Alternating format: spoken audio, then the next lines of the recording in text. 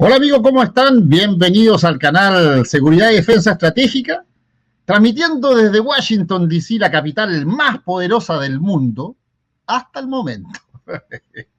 Y ustedes saben que hasta el momento porque está todo tan revolucionado que de repente nos vamos a encontrar con novedades. No se olviden lo que dijo Nikita Khrushchev hace chorrocientos años atrás, no chorrocientos, sino que el año 59, precisamente en un congreso de la ONU, donde dice, los norteamericanos no se van a dar ni cuenta cuando los socialistas estén tan metidos en el país que se van a despertar durmiendo con ellos. Y así como van las cosas, oye, mientras no me despierta haciendo cucharita con un surdeque, vamos a estar con novedades. Pero bueno, hoy día tenemos una invitada espectacular, ganadora de varios premios, ¿cierto?, por su trabajo investigativo de periodismo, la que va a estar con nosotros en el canal. Vamos a hablar de la guerra de la cuarta generación, de todo un poco. Censura, mentiras, desinformación.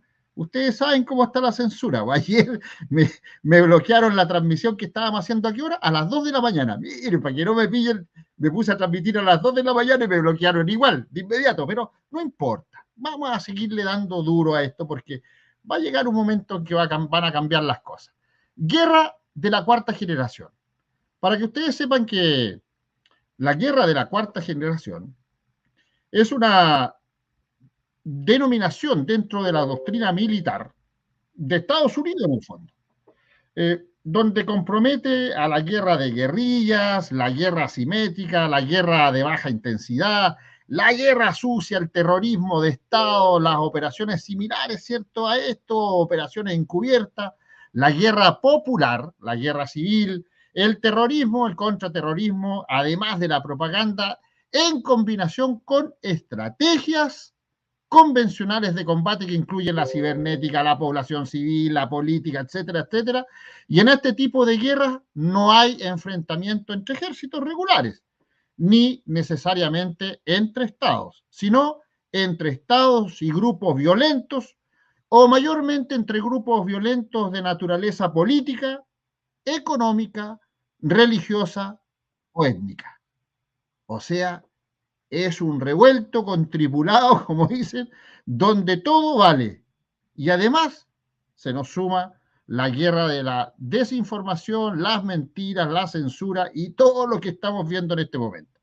Pero ¿quién mejor que nos explique y que hablemos de estos temas que una periodista que se ha visto censurada, atacada, la han hackeado, hoy día le dieron duro a su canal todo el día, así que la pobre viene bombardeada por todos lados, pero quiso estar con nosotros igual. Isabel Cuervo. Así que la tenemos ya con nosotros. Isabel, ¿cómo estás? Gusto de saludarte. Bienvenida al canal. Hola Arturo, buenas noches. Un saludo también a toda la gente que va llegando a tu canal. Un placer que me hayas invitado aquí a compartir este ratico de tertulia contigo. Para mí es un honor.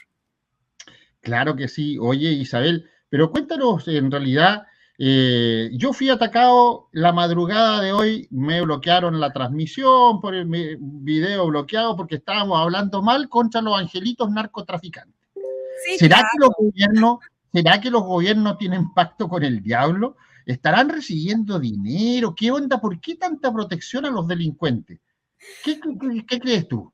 Bueno, Arturo, justamente tiene que ver con lo que tú comenzaste hablando al inicio de este programa, con una guerra de cuarta generación, en donde no solamente hacen juegos de guerra aquellos que estamos acostumbrados a ver jugando a la guerra, ¿no? Y digo jugando y fíjese bien el verbo que utilizo, porque es que en últimas lo que está ocurriendo con las guerras asimétricas y con las guerras actuales, pues es que el pueblo justamente es el que queda en el centro atrapado, bueno, como siempre en todas las guerras, pero los juegos políticos son gravísimos y son literalmente juegos porque saben lo que hacen, con conciencia de lo que hacen, no están defendiendo naciones, no están defendiendo democracia, sino que están sencillamente teniendo un burdísimo juego con la población mundial ya. Y cuarta generación, como tú bien decías, en ese ejercicio híbrido de que no se sabe muy bien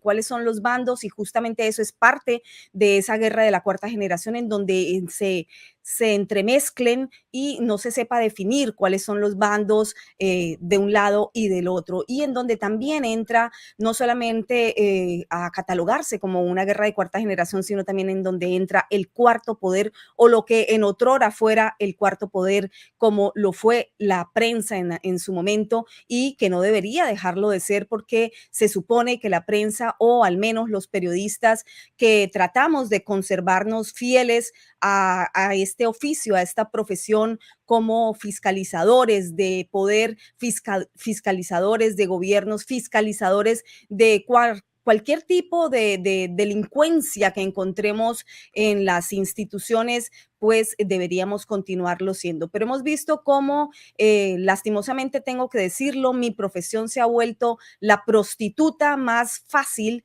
de conseguir de los grandes intereses políticos, y también de los intereses económicos. Siempre existió una línea editorial y la gente podía escoger qué medio seguir, qué medio leer, con cuál se identificaba más, pero nunca, nunca antes como ahora en la historia ha existido este uso y este abuso de la confianza de las sociedades que tenían, no solamente en sus instituciones, sino también en este cuarto poder, en la prensa. Los han dejado solos, no ha habido la fortaleza ni la integridad por parte de muchos periodistas, y este mea culpa hay que hacerlo también, de pararse fuertemente en dos y decir: yo defiendo lo que yo investigo para informarlo a la población, porque esto es un deber social. Tampoco podemos pedirle a aquellos que dirigen medios hegemónicos de comunicación que lo hagan. Yo quiero centrar la responsabilidad en nosotros, en los soldados que se supone que tenemos que ejercer el periodismo como nunca debió dejar de ser, y a mí me gusta decirlo así porque es que hay que salvar la prensa, hay que salvar el periodismo, hay que volverse a enfocar, por lo menos yo lo he tratado de hacer dentro de mi capacidad y dentro de toda la integridad de no desviarme nunca, y eso ha tenido algunos costos, no solamente económicos y que afectan mi supervivencia diaria, pero hay que decirlo, hay que hacerlo, si no, de lo contrario, pues nos hubiésemos dedicado tal vez a otra profesión y hubiese sido más fácil, pero esta implica integridad y valentía y fortaleza para sostenerse en lo que hay que sostenerse, que es el compromiso de fiscalizar todo tipo de poder y entregar a la sociedad lo que encontramos en nuestras indagaciones. Claro que sí, Isabel, y en realidad también estamos bajo un ataque, ¿cierto?, orquestado de todos los gobiernos de izquierda que han llegado a nuestra América en general, porque desde Canadá hacia abajo estamos plagados, Canadá, Estados Unidos, oye, y seguimos bajando, y todos los países, cual más, cual menos, tenemos un problemita, ¿cierto?, con esta ideología, ¿ya? Sí. De contraria a la derecha, para no nombrarla porque me llega a irritar el asunto. Pero bueno, oye, presidente Petro no Ay, lleva Dios. ni un año en el poder y ya tiene más de medio Colombia encima, y aparece en Twitter el dueño de Twitter diciendo de que había habido un fraude garrafal en Colombia. ¿Qué nos puedes decir tú de eso? Bueno, sí, no lleva ni siquiera un año, lleva tan solo poco más de 6 meses en el poder, desde el 6 de agosto que se posesionó y se puso esa banda presidencial en un discurso bastante claro para mí, según mi análisis como periodista de investigación y conocedora pues del asunto político-social en Colombia y en Latinoamérica, y haciendo un contraste también de información en cuanto a análisis con lo que es política global, ¿no? Con geopolítica, haciendo un discurso ese día, posicionándose como un líder latinoamericano, y quiero repetirlo y lo repito en varias entrevistas que amablemente me hacen colegas o personalidades como tú, lo cual agradezco muchísimo, para alertar, para que sepa la gente que esta es la visión que yo tengo, este es el análisis que yo tengo hasta el momento y efectivamente pienso que se está posicionando como un líder latinoamericano, no solamente colombiano. Él piensa expandirse, se seguirá expandiendo y por supuesto con la ayuda de todos aquellos gobiernos de ultraizquierda que ya casi se han adueñado de toda Latinoamérica. Vemos ese mapa rojo, muy rojo, rojo, ultraizquierda o comunismo, ¿no?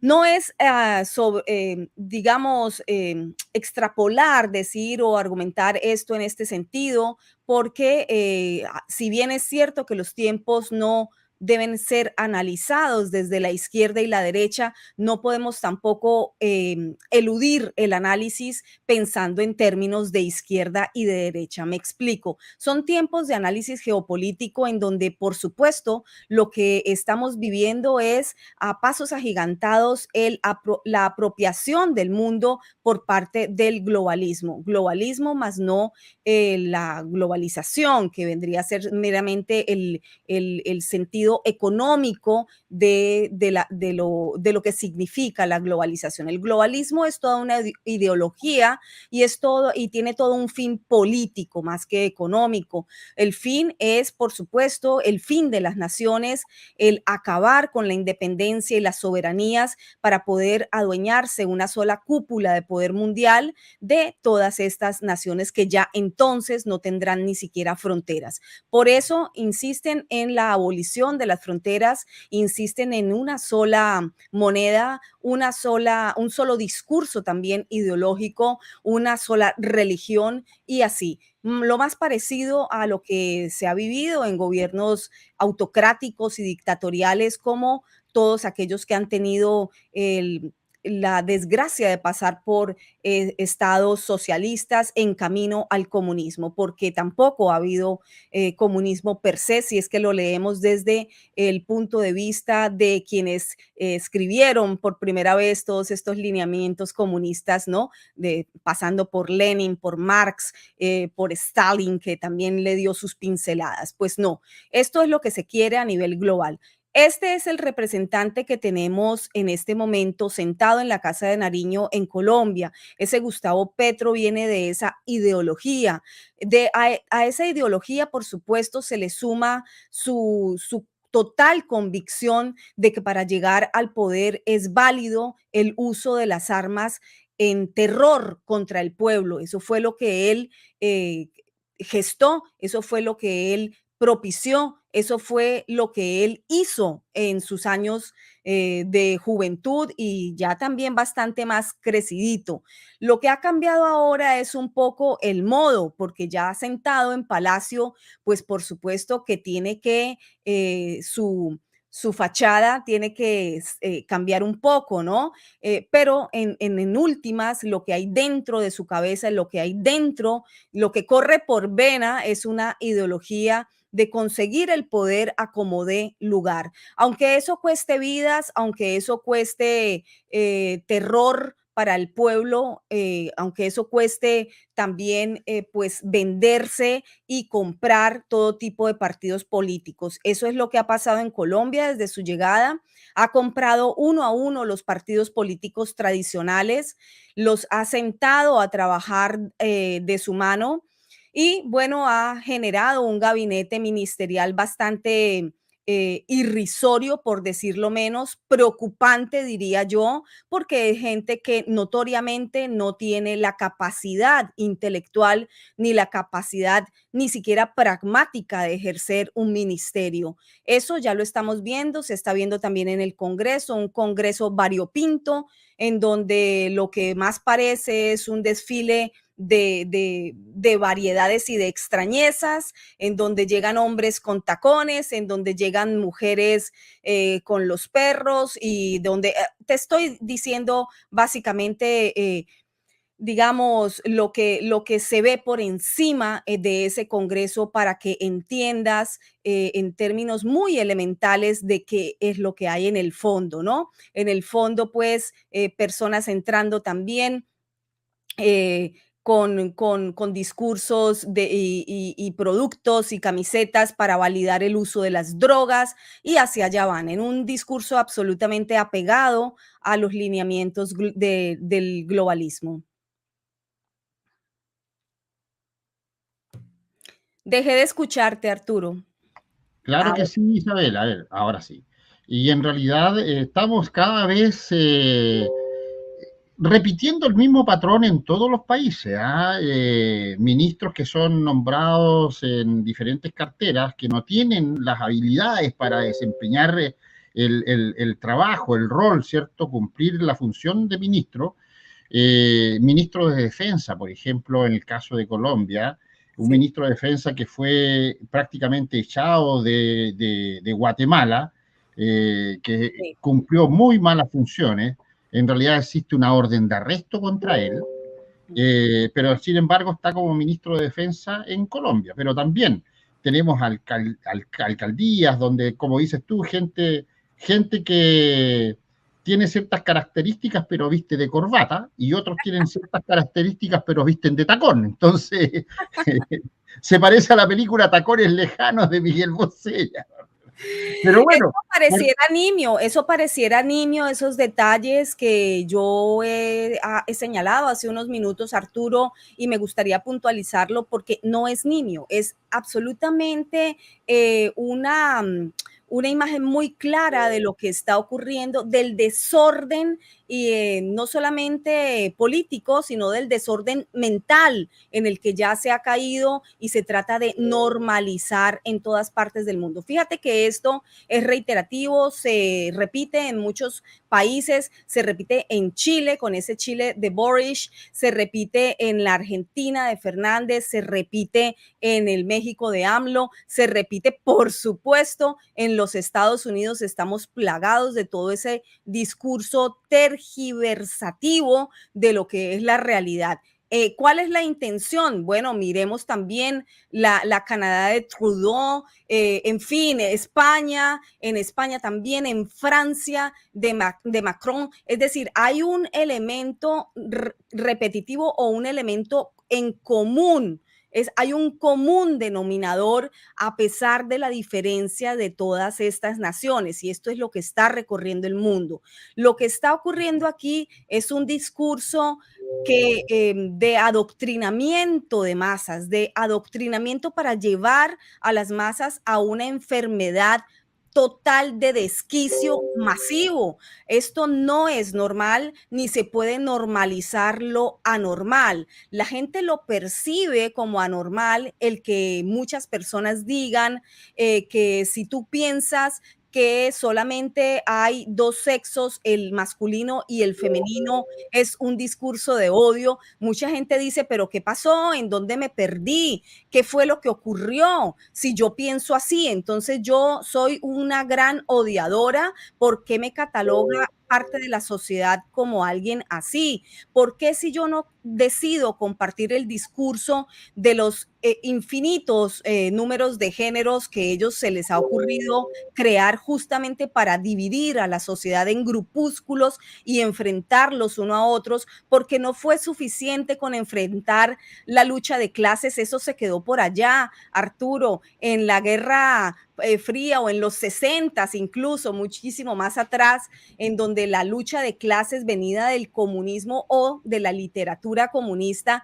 no les fue suficiente. Entonces comenzaron a perfeccionar el uso de la división social, divide y vencerás, y comenzaron a dividir no solamente entre ricos y pobres, entre obrero y burgués, sino también en razas y enfrentarlas. Entonces ahora también en géneros, LGBTX, QY, Z, y seguirán creando más. Entonces también hay que dividir entre hombre y mujer, y se afianza este mismo con unos discursos muy fuertes de odio hacia el hombre, a la anulación del hombre, en donde el hombre por el solo hecho de ser hombre ya es culpable per se. Es decir, son unos discursos de odio que pintan además de inclusividad, de que si tú no lo tienes, si tú no piensas así, entonces tú eres quien está generando un discurso de odio. Es decir, la antítesis total de lo que se predica es lo que se aplica. Gravísimo, porque esto genera entonces una enfermedad social, una neurosis colectiva y un enfrentamiento al fin entre los mismos pueblos, y ya no hay entonces unidad, ya no hay concepto de congregación unitaria social, y tú rompes esa célula y después van adentrándose aún más para romper esa célula primaria de la sociedad, que ese es el fin culmen, y es romper la célula familiar. Las familias ya no existen como han sido concebidas, porque si tú piensas eso, entonces quiere decir que tú no has entendido nada y eres una persona que está generando un discurso de odio. Romper la familia es el fin culmen, porque será entonces el fin y la ruptura total de lo que es un orden social. Claro que sí. Isabel, 8 de marzo. Dicen que, vamos a decir algo que a mí me sacaron el cuero la feminista. Lo que menos me dijeron es que tenía cabello, ¿ya? Pelado, tal por cual, y la cuestión, pelón, pelado, pelón, peludo. Pero porque yo puse una foto donde una niñita le está arreglando una pajarita, ¿cierto? A un niñito, su corbatín, y dice, en la foto dice, el hombre necesita de una mujer, porque en el ajedrez la dama siempre protege al rey. Y casi se muere, le dio un ataque sentido. Le dio un derrame de hormonas que no sé de dónde salió. Pero este 8 de octubre, las feministas, las que bien decías tú, son como odiadoras de hombre en el fondo. Algo salió mal ahí, que odian mucho a los hombres. Se vio con menos fuerza. Ya la intensidad de hace 2, 3 o 4 años atrás, cuando se reunían muchos, este año fue débil. Ya como la gente como que no está comprando el discurso, o me equivoco, ¿qué ha pasado en ese sentido? La gente se está cansando eso de las ellas y los elles, del arcoíris y del lenguaje inclusivo. Miren que ahora dicen que es gramática cuántica. Ahí gramática cuántica, ¿de qué estamos hablando? ¿Qué pasa con ese tema, Isabel? No te digo, Arturo, que lo que están tratando es de llevar a una neurosis colectiva. Yo me río mucho, yo soy amiga de mantener el espíritu en alto, ¿no? Y a mí me encanta poder analizar no solamente, bueno, toda la vida he hecho periodismo político y análisis político, así que a mí me encanta poder descubrir el plan de los villanos. Eso para mí siempre ha sido un placer. Así que mucha gente a veces no entiende, los periodistas políticos o los analistas políticos a veces son muy serios. Yo no, yo trato de mantener mi alma y mi espíritu en gozo, porque es muy importante. Aquí estamos librando una batalla no solamente de cuarta generación, una guerra de cuarta generación, sino una batalla cultural y una batalla espiritual. Y yo creo que no me equivoco en esta percepción, porque justamente lo que desean es llevar, insisto, a la población no solamente a esa neurosis colectiva, a esa distorsión de la realidad, en donde la gente ya no sabe qué pensar ni cómo evaluar su propio pensamiento, porque la sociedad está hay un batallón inmenso diciéndole lo contrario, los medios hegemónicos de comunicación también haciendo esta venta de la distorsión de la realidad, en donde lo bueno es malo y lo malo es bueno. Entonces mucha gente se confunde. Hay que tener en cuenta que en las sociedades pues todo el mundo no goza del mismo criterio, ni la misma capacidad de análisis, ni del mismo nivel cultural, ni del mismo nivel, somos diversos, ¿verdad? Entonces así van manejando y manipulando. Lo más curioso aquí con respecto al ejemplo, de las feministas que tú has puesto, es muy interesante. Yo no sé si se han cansado un poco o yo no sé si también hay más gente enterándose debido a, pues, a que ya somos cada vez más personas las que estamos de frente hablándole y explicándole a esa sociedad lo que está ocurriendo en la realidad. Muchas personas en el 2020, el año pandémico, en donde decidieron encerrar la población mundial, pues muchas personas optaron por sufrir, encerrarse, llenarse de pánico y de miedo, porque eso era lo que estaba ocurriendo por medio de los medios hegemónicos de comunicación, vendiéndose el pavor, el pánico, el miedo, para poder tener un dominio con esas ordenanzas que fueron un abuso a todo derecho civil y humano, pero muchos obedecieron y muchos obedecimos también en plural muchas directrices totalmente absurdas. Algunos se salieron rápidamente y dijeron, bueno, un momento, aquí hay que pensar un poco la situación, todo este tipo de ordenanzas hay que analizarlas, de pronto quiero pensar, de pronto quiero escuchar otra opinión y el encierro llevó a muchas personas a buscar nuevas vías de información. Así llegaron muchos a nuestros canales, al tuyo, al mío, en YouTube, pero también llegaron por otras redes sociales. Por eso yo no soy amiga de atacar a las redes por sí mismas, no, hay que usar las redes porque para eso la ley también de comunicaciones así lo describe. Nosotros somos usuarios y como usuarios debemos tener el derecho y exigirlo a usar esas redes que están, pues, redes hegemónicas también, ¿no? Que son las que dominan la comunicación por medio de las redes sociales, a defender el derecho a poder hablar, discutir de forma plural y diversa, como siempre ha sido la construcción del pensamiento humano. De lo contrario, no hubiese habido evolución de pensamiento humano, no hubiesen existido ni siquiera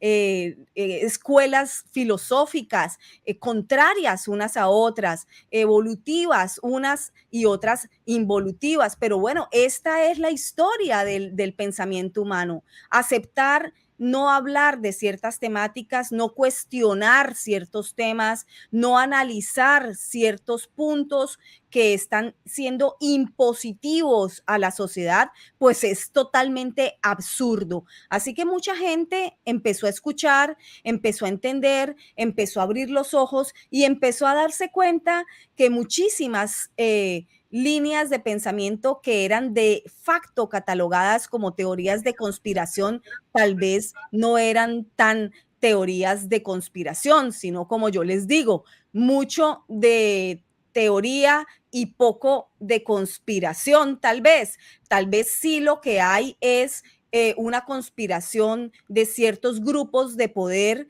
y tú eres víctima de ello. Entonces vamos a analizarlo. Mi deber como periodista de investigación es ese, investigar, mirar, hurgar, descubrir y comunicar, entregarle a la gente lo que encuentro, lo que hallo en mis investigaciones. Ese es mi deber y lo seguiré cumpliendo porque es lo que me corresponde. No hacerlo sería totalmente declinar ante un facilismo, ¿no? O ante las presiones que tengo día a día. No importa. Este es el oficio que escogí y es el que seguiré haciendo.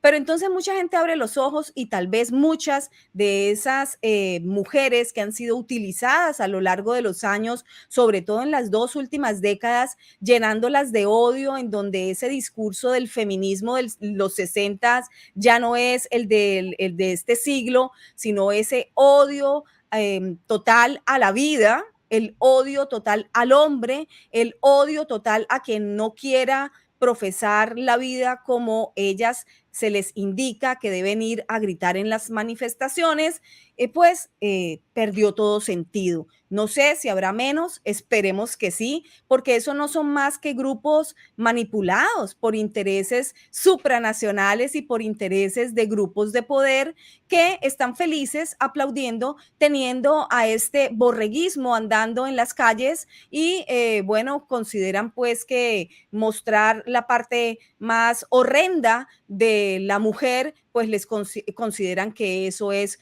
una lucha. No, la lucha no es así.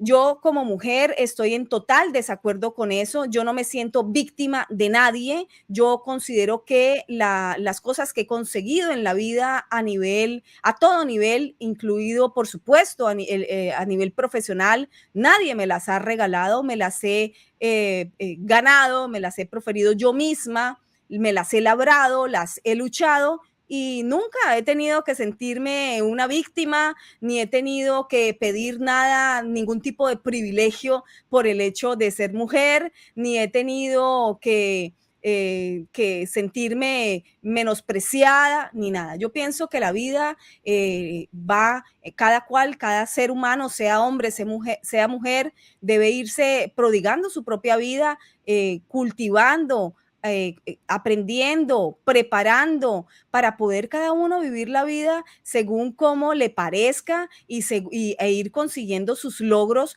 con méritos, como es meritocracia, sí, pero favoritismo por un sexo o por un color o por cualquier tipo de rasgo aparte que no tenga que ver con el ser humano, pues no, ¿por qué? Favoritismo para nadie. Aquí todos somos, no queremos supuestamente ser iguales, no lo somos, no somos iguales. Somos dos sexos, masculino, femenino, cada uno con su rol, no solamente biológico, sino también su rol cultural y su rol en la sociedad.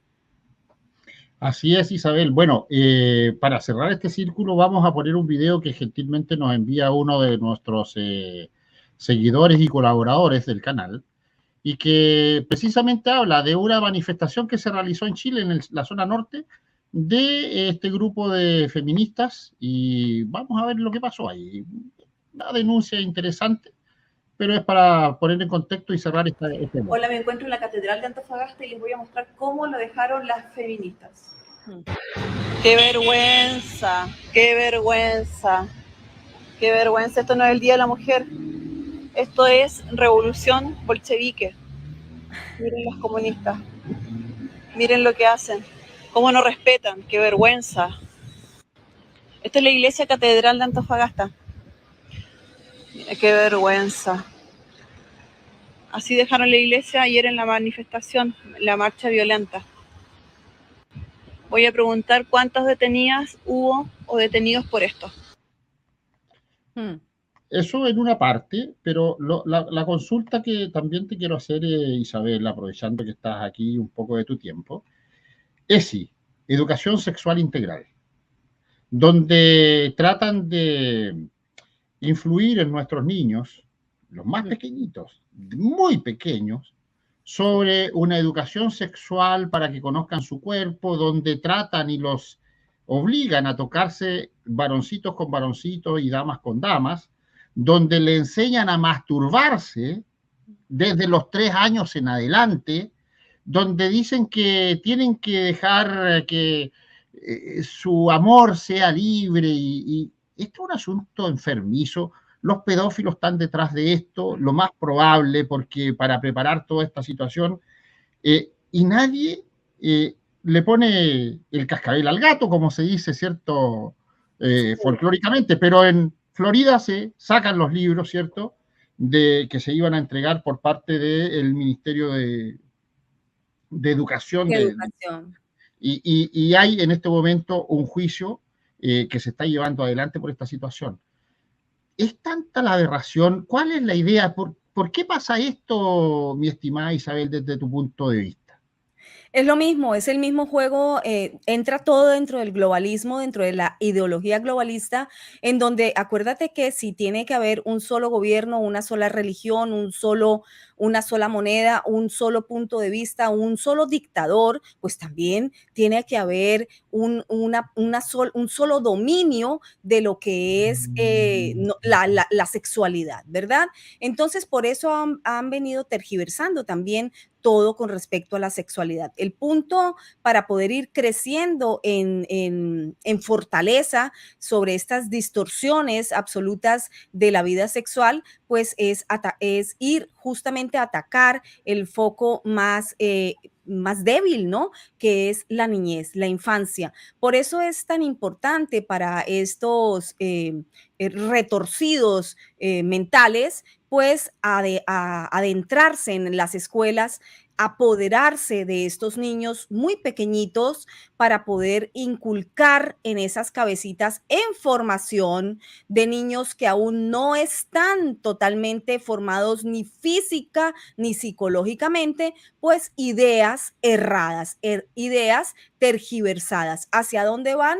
Hacia la legalización de la pedofilia, hacia la legalización de la zoofilia, hacia la legalización de todo lo que sea, en lo que fuese en algún momento catalogado o lo que fue en algún momento catalogado justamente como una enfermedad de distorsión de la sexualidad humana, bueno, ahora se va a normalizar, porque es que según, por ejemplo, la ministra Irene Montero de la Igualdad en España, fíjate tú, está diciendo los niños tienen derecho a tener relaciones sexuales siempre y cuando ellos las concedan, estén de acuerdo, las aprueben.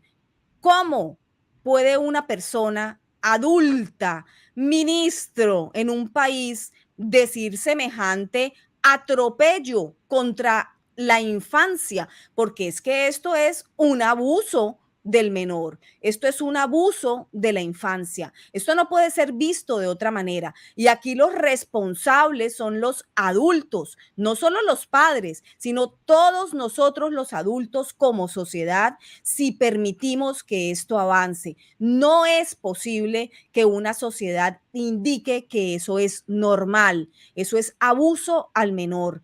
No es normal que la sociedad diga que los eventos o los shows con drag queens semidesnudas haciendo contorsiones de altamente sexualizados en colegios, en escuelas, en librerías, en teatros, con menores, con pequeñitos, que sus padres los llevan, indiquen que esto es normal. Esto es un abuso al menor, es un abuso al derecho de ese menor de crecer, a formarse, de tener una formación ya estable, no solamente física, sino psicológica, y entonces poder después vivir su adultez como un ciudadano con unas normas ético-morales medianamente respetables en sociedad para construir sociedad. Si eso no pasa, ocurre lo contrario. Ocurre que vamos a tener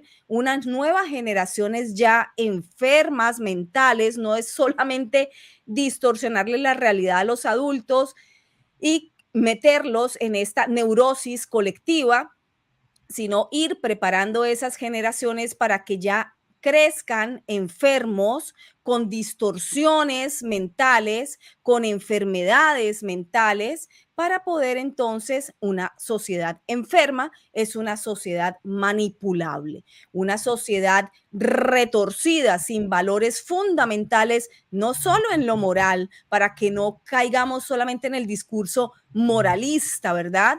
Pero también hay que pensar en el factor ético. Si tú le borras la ética a una sociedad, es una sociedad deconstruida, es una sociedad que se va a desmoronar porque no tiene bases, no tiene pilares sobre los que sostenerse. Por eso también, y no es gratuito, han quitado de las escuelas públicas y de las escuelas privadas. Fíjate, en diferentes países, señala el que desees en Latinoamérica, señala a Estados Unidos, Canadá, volvemos a España, lo mismo, han quitado las clases de filosofía porque no es conveniente que se piense tanto. Esto es propio de dictaduras y de gobiernos autocráticos, de totalitarismos. Llevar al pueblo a no pensar. Tú no piensas, tú no dices, tú no opinas. Yo te digo como el líder supremo, como ocurre en los países dictatoriales, yo te digo lo que debes de pensar, yo te digo lo que es bueno, yo te digo cómo debes actuar y te digo también lo que está prohibido. Ese es el globalismo hacia donde nos llevan. Claro que sí, Isabel. También la gente de estos gobiernos pregonan de que los ciudadanos deben trabajar menos, ¿ya? Menos horas, tienen problemas de productividad. Hay países donde la gente trabaja mucho pero no produce nada, o sea, van a pasar las horas y no hacen absolutamente nada. Pero aparte de eso, esta gente dice, como en tu país, que quieren vivir sabroso. Van a vivir sabroso, todos van a vivir sabroso. Anda por ahí también otros dicen, van a ser todos pobres pero felices. ¿Ok? Sin seguridad tampoco hay desarrollo. Los índices delincuenciales han aumentado en todos los países a la luz y paciencia de los gobiernos y también del poder judicial de cada uno de los países que no está haciendo el trabajo como corresponde. ¿Qué crees tú que está pasando con la justicia, Isabel? La justicia se volvió flexible. La justicia ya no es vertical, como lo fue en algún momento, basada, por supuesto, en las leyes y en la Constitución. La justicia se volvió tan flexible que tiene que irse adecuando a los cambios tan rápidos que están ocurriendo en la sociedad. Entonces, allí se aplica, por ejemplo, yo explicaba en una de mis cápsulas investigativas la teoría política de la ventana de Overton. Para mí es muy importante que la gente entienda esta teoría política. La mayoría de la gente la desconoce y no va a llegar a ella si no se la presentamos. ¿Por qué es importante estudiar teorías políticas? Para que entiendan lo que se está aplicando en su propio país.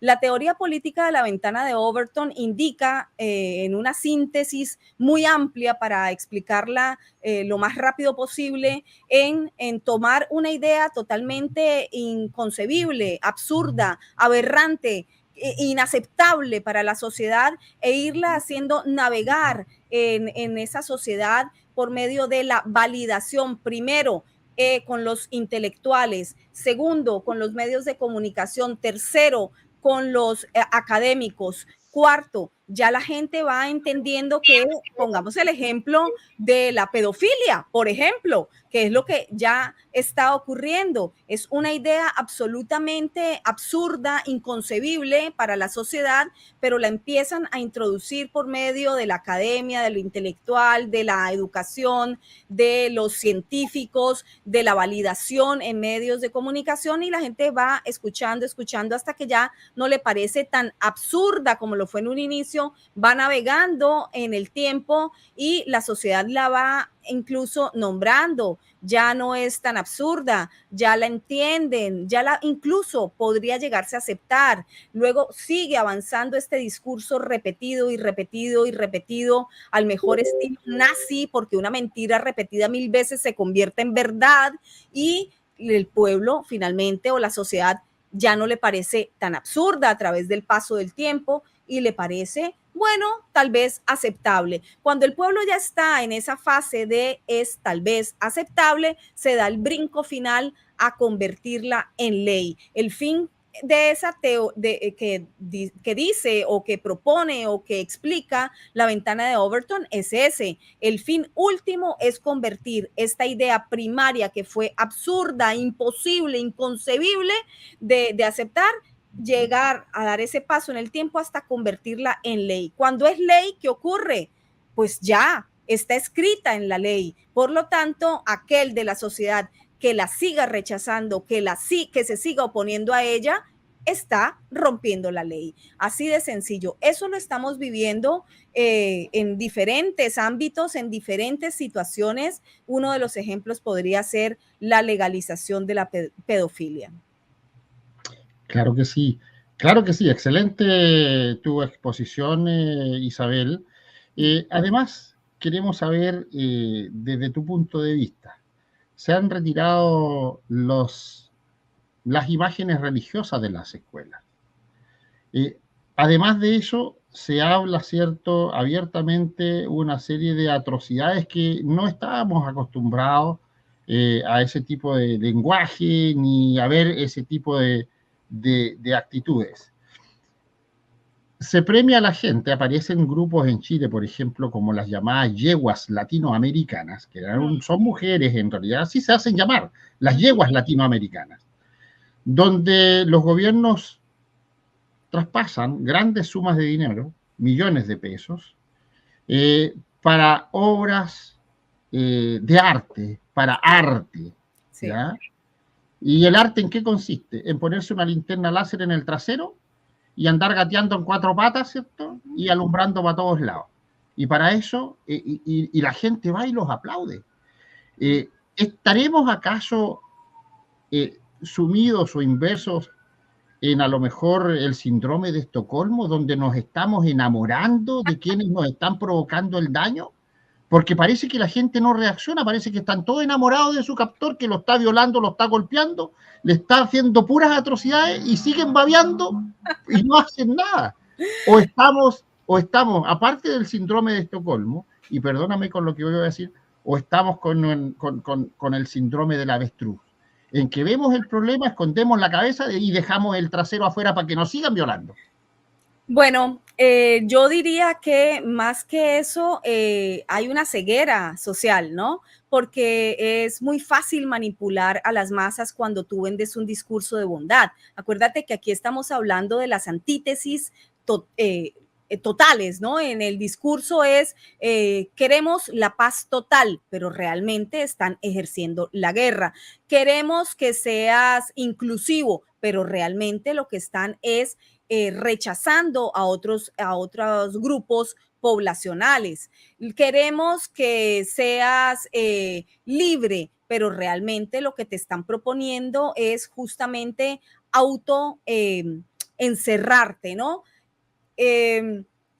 Aquí el discurso, o más bien el análisis que yo haría es volvería al asunto de la destrucción de la ética y de la moral. Dentro de la destrucción ético-moral también está la destrucción de la fe.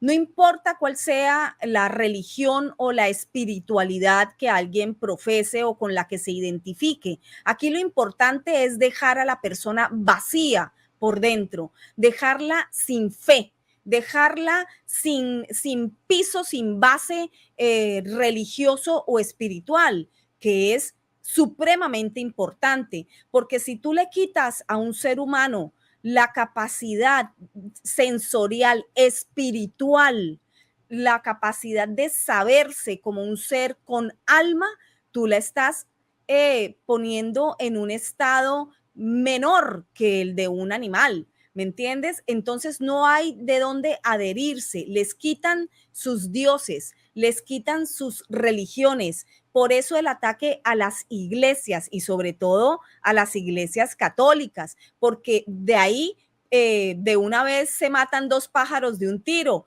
y es acabar con toda la cultura judeocristiana, base fundamental del desarrollo de los pueblos de Occidente, es decir, de la cultura occidental, de la base desde donde nació la evolución de pensamiento. Fíjate, volvemos a unir puntos de pensamiento de cunas de la filosofía. Entonces, esa es la intención. Si tú animalizas o peor aún, cosificas al ser humano, quitándole toda clase de recurso, de salvamento personal, de recurrir a su espiritualidad, de recurrir a su iglesia, a su pastor, a su Dios, a lo que sea, ya eso lo borran, pues la gente no va a tener a dónde recurrir. Esto ya ha ocurrido. ¿En dónde?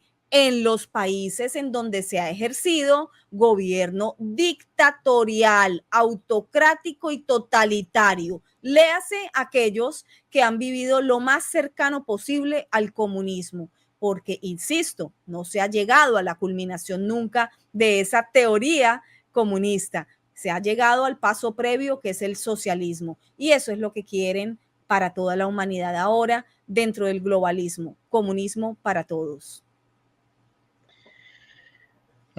Isabel.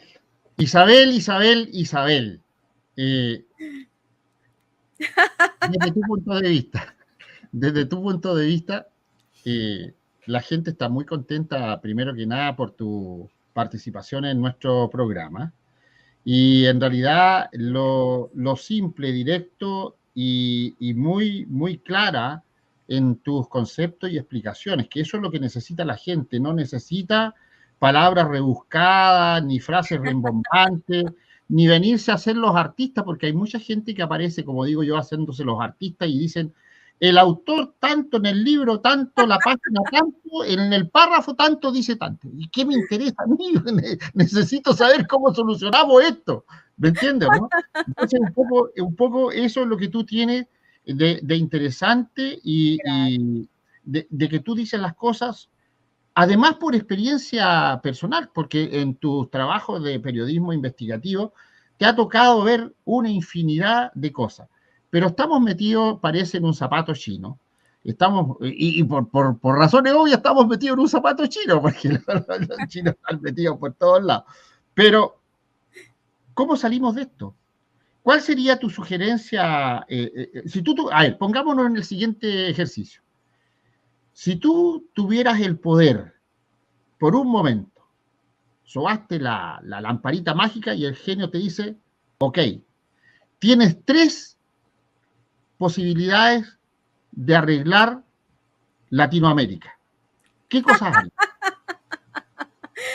Ni siquiera Latinoamérica. Yo pienso que se comienza arreglando nuestra propia vida y pienso que cada uno es constructor de su propia realidad. Por eso no es necesario recurrir a discursos tan complejos, porque cada uno vive su propia vida según su propia capacidad, según su propia comprensión de vida y según su propio entorno. Así que cada cual no habrá una solución global para cada una de las personas en este planeta. Habrá una solución individual, pero todo parte de algo muy importante que sí tiene que ser global y es el acceso a la información. La gente no puede estar sin saber qué ocurre. Cuando la gente se enfrenta a la realidad día a día, cuando sale de su casa, cuando va a la tienda, cuando va al trabajo, cuando cuida a su hijo, cuando soporta a la sociedad como maestra, como empleado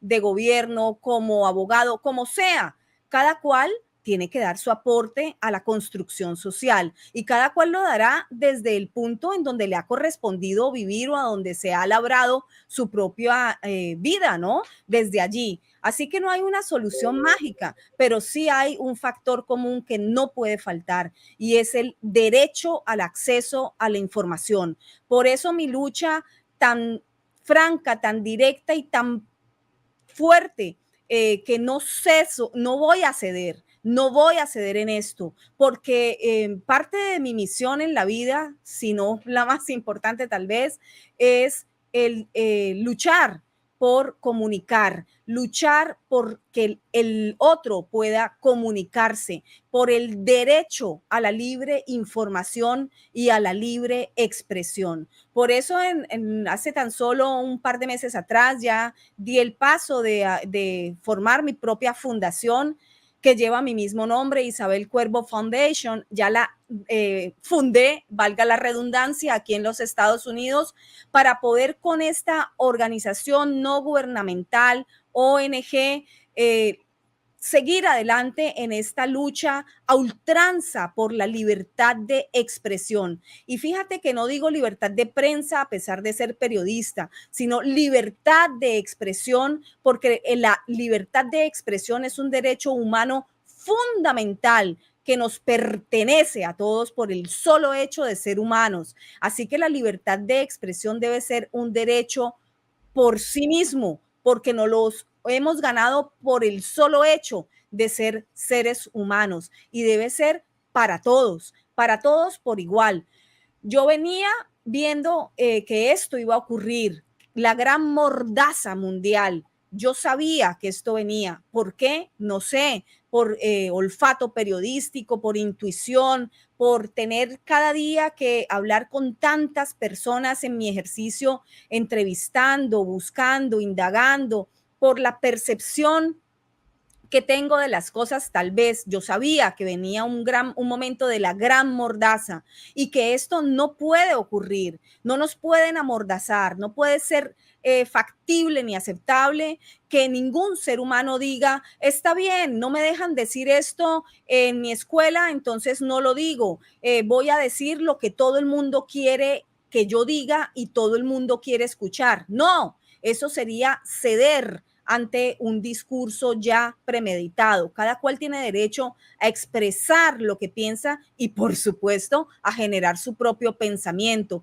No voy a decir esto en Twitter porque me cancelan, me anulan, en YouTube, entonces en Facebook, me voy de aquí porque aquí no puedo hablar de este tema, ni siquiera puedo cuestionar por qué me han encerrado, ni siquiera puedo hablar o decir por qué a mí me están forzando a inocularme un líquido y yo no tengo derecho ni a preguntar qué es ni por qué. A mí me están encerrando y yo no tengo derecho a pedir explicación pública de por qué no tenemos derecho a la libre asociación. Entonces, aquí hay algo mal. Yo no me tengo que retirar de ningún lado ni seguir el discurso de otro. Yo tengo derecho a pensar, a preguntar, a exigir respuestas a aquellos que están ostentando el poder, porque para eso fueron electos gracias al voto, en muchos lugares, en otros no,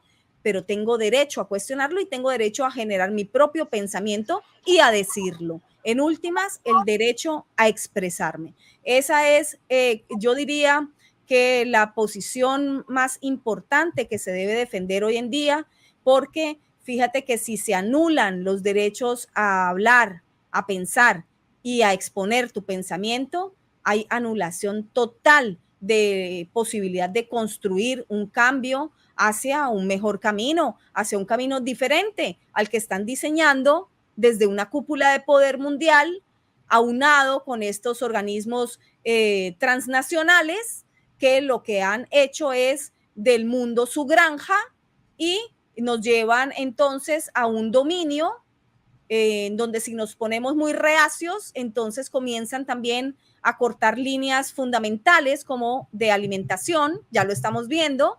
Esto parecía un discurso sacado de toda lógica hace tan solo 2 años, pero la gente se ha ido enfrentando con la realidad y se ha dado cuenta que sí lo pueden hacer y que es momento de lucha activa, no de lucha pasiva.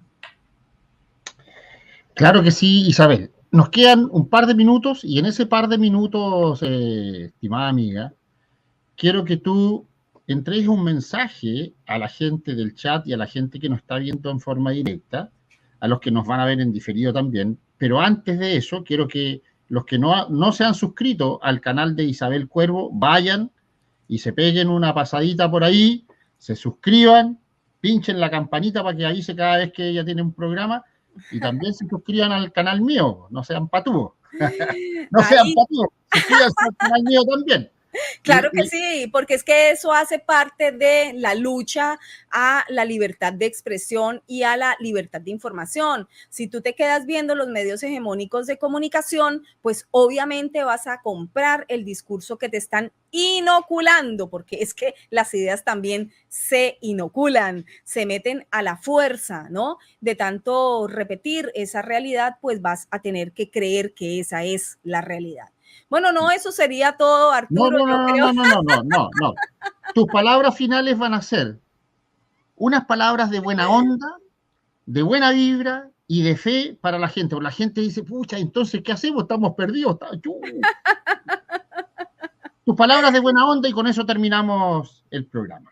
Claro que sí, no, Arturo, por supuesto, con muchísimo gusto. Lo que yo trato siempre es de esto, de transmitir no solamente información, de transmitir lo que encuentro en las investigaciones periodísticas, que es mi deber, sino también de transmitir esperanza. Y por eso yo pienso que aunque los análisis sean duros, los tiempos sean duros, las realidades sean duras, que no falte la alegría, que no falte la fortaleza y la decisión de tomar líneas de acción, líneas de lucha, porque es tu vida la que está en juego, es la de tus hijos, es la de tus hermanos, tus padres, es la de tus seres queridos y por allí mismo en extensión hacia toda la sociedad. Yo creo que si cada uno siembra en donde está su granito de arena, siembra y va a ir cosechando logros, ¿no? No hay que imponerle a la gente que crea tampoco ciegamente en lo que uno dice, en lo que uno habla, sencillamente invitarlos a escuchar otras líneas de pensamiento. Eso sería como mi mensaje, ese sería mi mensaje final, porque yo insisto, Arturo, lo más importante es que no exista el gran apagón de información mundial. No ha podido suceder, lo han intentado, pero no ha podido suceder, porque mientras haya gente pensante y exigiendo lo que le corresponde en cada parte de la sociedad a donde esté, pues entonces se va a hacer más complejo. Lo ideal es tener una masa no pensante, una masa inactiva, una masa que obedezca sin refutar. Y eso no puede ser factible, porque se supone que somos seres humanos, se supone que somos la raza pensante. Claro que sí. Gracias, Isabel, por tu tiempo. Es interesante. Queríamos conocer a la Isabel más humana, ¿cierto? Y desde otra faceta, no tan periodista investigativa ahí, con todas las cosas muy ordenaditas. Queríamos conversar más relajadamente contigo y creo que lo logramos y la gente está muy feliz de conocerte. Los que no te conocían ya pueden ir ahora a suscribirse al canal de Isabel Cuervo, así tal como está escrito su nombre, Isabel Cuervo. Ahí van y se suscriben y después la siguen en la fundación también. Así es, ahí pueden pasar por mi página. Hay videos en la página web que no están por ahí porque pueden censurarlo. Claro que siempre es un placer hablar contigo, Arturo. Eres una persona supremamente instruida, sobre todo en tu campo. Eres una lucidez increíble en lo que es el campo de la seguridad y aprendo mucho de ti. Muchísimas gracias por esta invitación y muchísimas gracias al público que nos ha acompañado. Claro, gracias a ti, Isabel. Un tremendo abrazo a la distancia, aquí dentro del mismo país. Pero también, que estés bien. Bendiciones, cuídate mucho. Gracias. Gracias por estar. Nos vemos.